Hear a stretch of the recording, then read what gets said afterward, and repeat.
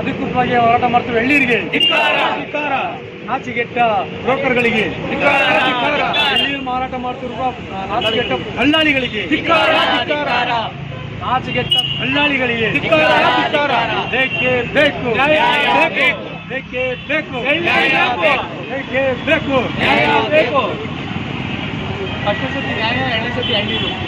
ಏನು ನೇರವಾಗಿ ಏನು ಬಂದು ಮಾರಾಟ ಮಾಡ್ತಾರಲ್ಲ ಅವ್ರು ತಗೊಂಡ್ರೆ ಸಾರ್ವಜನಿಕರು 10 ರೂಪಾಯಿ ಕಮ್ಮಿ ಆಯಿತು ಅಂದ್ರೂ 40 ರೂಪಾಯಿ ಎಳ್ಳೀರು ಮಾರಾಟ ಮಾಡಿದ್ರು ಸಾರ್ವಜನಿಕರಿಗೆ ಇನ್ನೂ ತುಂಬ ಹೆಚ್ಚಿನ ಒಂದು ಅನುಕೂಲ ಆಗುತ್ತೆ. ಹಾಸ್ಪಿಟ್ಲಲ್ಲಿರುವಂಥ ಪೇಷಂಟ್ಗಳಿಗಾಗಿರ್ಬೋದು, ವಯಸ್ಸಾಗಿರೋರು ಇವರೆಲ್ಲ ಎಳ್ಳೀರೇ ಕುಡಿಯೋದು ಜಾಸ್ತಿ. 60 ರೂಪಾಯಿ 70 ರೂಪಾಯಿ ತರೋಕ್ಕೆ ತುಂಬ ಕಷ್ಟ ಆಗ್ತಾ ಇದೆ. ಅದಕ್ಕೆ ಈ ಕೂಡಲೇ ಒಂದು ನಿಗದಿ ಮಾಡಲಿ, ರೈತರಿಗೆ ಇಷ್ಟು ಕೊಡಿ, ಮಾರಾಟ ಮಾಡೋರು ನೀವು ಇಷ್ಟು ತಗೊಳ್ಳಿ ಅಂತ ನಿಗದಿ ಮಾಡಲಿ ಅಂತ ನಾವು ಕೇಳ್ಕೊಂತೀವಿ. ಅಲ್ಲ, ಬೇರೆ ಜಿಲ್ಲೆನಲ್ಲಿ ಕಡಿಮೆ ಇದೆ, ಕಲ್ಪತರುನಾಡು ತುಮಕೂರಲ್ಲೇ ಜಾಸ್ತಿ, ಹೊರಗಡೆ ಮಾರಾಟ ಮಾಡ್ತಾ ಇದ್ದಾರೆ. ಆದರೆ ನಾವು ಕಲ್ಪತರು ನಾಡಲ್ಲಿ ಇದ್ದೀವಿ ಅಂದಮೇಲೆ ಕಮ್ಮಿ ಮಾರಾಟ ಮಾಡಬೇಕು. ಕಮ್ಮಿ ಅಂದರೆ ಎಷ್ಟು? ಒಂದು 35-40 ರೂಪಾಯಿ ಮಾರಾಟ ಮಾಡಿದ್ರು ಜನ ಒಂದು ಕುಡಿಯೋರು 2 ಕುಡಿತಾರೆ. ವ್ಯಾಪಾರನೂ ಜಾಸ್ತಿ ಆಗುತ್ತೆ ಇವರಿಗೆ. ಇವ್ರೇನು ಮಾಡ್ತಾ ಇದ್ದಾರೆ ಅಂದರೆ ಒಂದೇ ಸಲ 60 ರೂಪಾಯಿ 50 ರೂಪಾಯಿ ಮಾರಾಟ ಮಾಡಿದ್ರೆ ಯಾರು ಕುಡಿಯೋಕೆ ಹೋಗ್ತಾರೆ?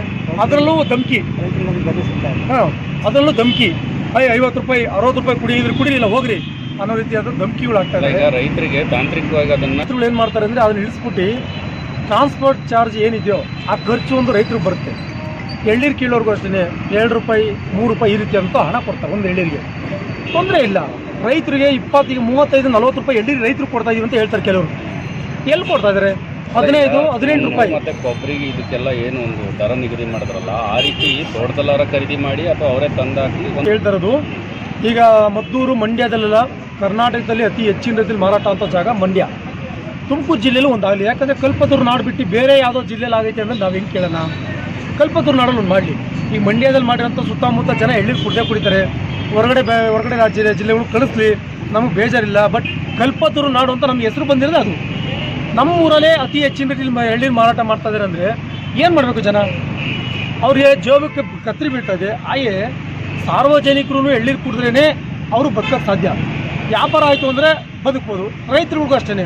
ಇಲ್ಲಿ ರೈತರಿಗೆ ಇವ್ರಿಗೆ ಮಧ್ಯವರ್ತಿಗಳಿಂದ ತೊಗೊಂಡು ಇವ್ರು ವ್ಯಾಪಾರ ಮಾಡೋದಕ್ಕಿಂತ ರೈತರುಗಳ ಹತ್ರ ನೇರವಾಗಿ ಮಾರಾಟ ಮಾಡಲಿ ಬಿಡಿ. ಒಳ್ಳೆ ಹೆಚ್ಚಿನ ರೀತಿಯಲ್ಲಿ ಹಣ ಬರುತ್ತೆ, ಎಲ್ಲರೂ ಚೆನ್ನಾಗಿರ್ಬೋದು. ತುಮಕೂರು ಒಳ್ಳೆ ಹೆಸರು ಬರುತ್ತೆ. ಕಲ್ಪತರು ನಾಡು, ಹೊರಗಡೆ ಜಿಲ್ಲೆಯಿಂದ ಬಂದವರು 35-40 ರೂಪಾಯಿ ಎಳ್ಳೀರು ಸಿಗ್ತೈತೆ ಅಂದರೆ ಕುಡಿತಾರೆ, ಇನ್ನೂ 5 ಕುಡಿದು ಹೋಗ್ತಾರೆ. ಹಾಗಾಗಿ ಎಲ್ರಿಗೂ ತುಮಕೂರು ಜನತೆಗೆ ಶುಭವಾಗಲಿ. ಜೈ ಹಿಂದ್. ಬೇಸಿಗೆ ಇನ್ನು ಸುಮಾರು 1.5 ತಿಂಗಳು ಶುರುವಾಗಕ್ಕೆ ಏನು ನಮ್ಮ ತುಮಕೂರಿನಲ್ಲಿ ಎಳನೀರು 50ರಿಂದ 60 ರೂಪಾಯಿ ಅಧಿಕೃತವಾಗಿ ಮಾರಾಟ ಮಾಡ್ತಾ ಇದ್ದಾರೆ. ನಮ್ಮ ರೈತರುಗಳಿಗೆ 12, 15, 18 ರೂಪಾಯಿ ಆ ರೀತಿಯಾಗಿ ಅಂತ ಹಣ ಕೊಡ್ತಾ ಇದ್ದಾರೆ. ಹಾಗೆ ಏನು ಹೊರ ಜಿಲ್ಲೆಗಳಿಂದ ಎಳ್ಳೀರು ನಮ್ಮ ತುಮಕೂರು ಜಿಲ್ಲೆಗೆ ಬರ್ತಾ ಇದೆಯೋ ಅವ್ರು ತಂದು ಅಧಿಕೃತವಾಗಿ ರೈಟಿಗೆ ಮಾರಾಟ ಮಾಡ್ತಾ ಇದ್ದಾರೆ. ನಮ್ಮ ತುಮಕೂರು ಜನತೆಗೆ ಏನು ಈ ಬಿಸಿಲುಗಾಲ ಬಂದಿದ ತಕ್ಷಣ ನಿಮ್ಮ ಜೋಬಿಗೆ 100 ರೂಪಾಯಿವರೆಗೂ ಎಳ್ಳೀರು ಮಾರಾಟ ಆಗುತ್ತೆ ಅಂತ ಎಲ್ಲರೂ ಹೇಳ್ತಾ ಇದ್ದಾರೆ. ನಿಮ್ಮ ಜೋಬಿಗೆ ಕತ್ತರಿ ಬೀಳೋದಂತೂ ಖಂಡಿತ. ಹಾಗಾಗಿ ಮಾನ್ಯ ಜಿಲ್ಲಾಧಿಕಾರಿಗಳು, ಆಯುಕ್ತರು ಈ ಒಂದು ವಿಚಾರಕ್ಕೆ ಕಡಿವಾಣ ಹಾಕಬೇಕು. ಹಾಗೆ ಏನು ನಮ್ಮ ಒಂದು KPMC ಯಾರ್ಡಲ್ಲಿ ಎಳ್ಳೀರು ಮಾರಾಟ ಮಾಡೋಕ್ಕೆ ಒಂದು ಮಳಿಗೆ ದರಗಳು ಶುರು ಮಾಡಬೇಕು ಅಂತ ನಾವು ಕೇಳ್ತಾ ಇದ್ದೀವಿ.